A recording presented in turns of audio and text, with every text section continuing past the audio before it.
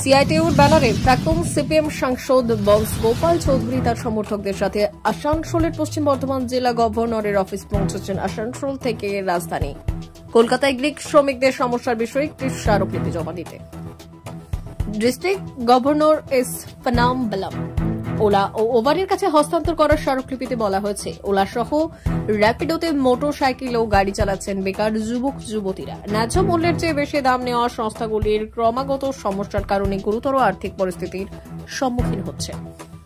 গত ৩-৪ মাস ধরে রাইড করে এটা আরো খারাপ হয়ে গেছে, যার কারণে তারা এখন আবার বেকারত্বের দ্বারপ্রান্তে ফিরে এসেছে। আর যার কারণ একটাই, তারা এই কাজে টাকা বাঁচাতে পারছে না।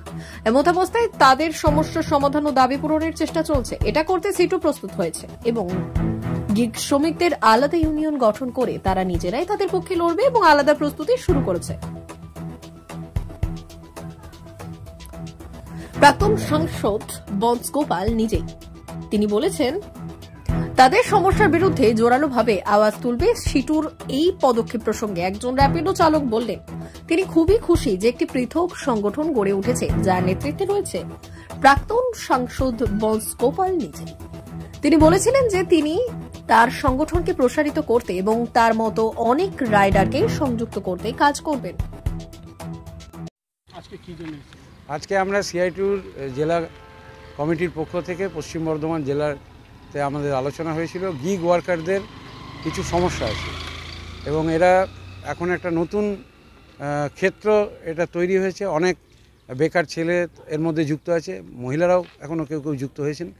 এখন যেটা ডিস্ট্রিক্ট ম্যাজিস্ট্রেটকে দেখার জন্য আমরা বলেছি, এটা গিগ ওয়ার্কারদের ইউনিয়ন তারা চেয়েছিল এটা কথা বলার জন্য প্রশাসনের সাথে।